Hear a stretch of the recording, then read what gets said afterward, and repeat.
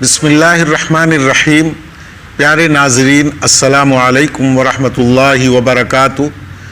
حضرات محترم، اس وقت ملک میں کسی نہ کسی طرح سے لاک ڈاؤن ہے۔ کچھ لوگ مسجدوں میں نماز پڑھتے ہیں تو کچھ لوگ گھروں میں نماز پڑھنے پر مجبور ہیں۔ جو لوگ گھروں پہ نماز پڑھ رہے ہیں ان کا یہ سوال ہے کہ کیا ہم اپنی نمازوں سے پہلے اذان اور تکبیر پڑھیں؟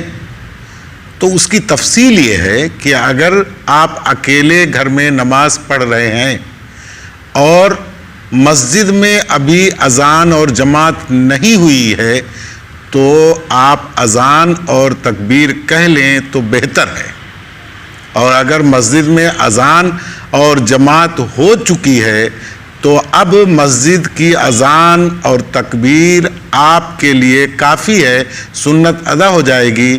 آپ بغیر اذان اور تکبیر کے اپنی نماز پڑھ سکتے ہیں۔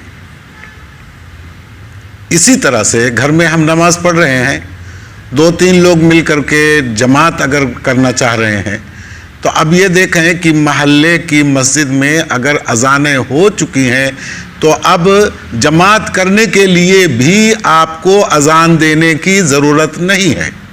تکبیر تو کہی جائے گی لیکن اذان دینے کی ضرورت نہیں ہے۔ محلے کی مسجد کی اذان آپ کے لیے کافی ہے۔ ہاں، مسجد میں اذان ہو چکی، جماعت ہو چکی، اس کے بعد کوئی آدمی آئے اور مسجد میں اکیلے نماز پڑھنا چاہے تو وہ اور اذان اور تکبیر نہیں کہہ سکتا۔ اذان اور تکبیر کہنا مسجد کے اندر دوبارہ یہ مکروہ ہے۔ قضا نماز آپ پڑھ رہے ہیں گھر میں تو قضا نماز پڑھنے کے لیے اذان اور تکبیر کہی جانی چاہیے، دونوں کا چھوڑنا مکروہ ہے۔ دونوں میں سے کوئی ایک کر لینا چاہیے، کم سے کم اس میں تکبیر کہہ لے۔ قضا نماز پڑھنے کے لیے کم سے کم تکبیر کہہ لینا چاہیے۔ سفر کی حالت میں آدمی نماز پڑھ رہا ہے تو اکیلے پڑھ رہا ہے یا جماعت کے ساتھ پڑھ رہا ہے، اس کو اذان اور تکبیر کا اہتمام کرنا چاہیے۔ لیکن اگر ہم ٹرین کے ڈبے میں ہیں یا پلین میں ہیں تو ظاہر سی بات ہے کہ وہاں اذان اور تکبیر مشکل کام ہوگا، اس لیے کم سے کم دھیرے سے تکبیر کہہ لی جائے۔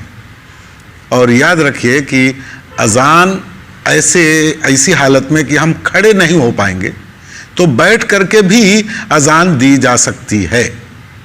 یہ چند باتیں ضرورت کے مطابق آپ کے سامنے پیش کر دی گئیں۔ دعا کیجئے کہ اللہ تبارک و تعالی ہم کو ان پر عمل کی توفیق عطا فرمائے اور اس وبائی مرض سے پورے ملک کو، تمام مسلمانوں کو، تمام انسانوں کو اللہ تبارک و تعالی محفوظ فرمائے۔ آمین۔ السلام علیکم ورحمۃ اللہ وبرکاتہ۔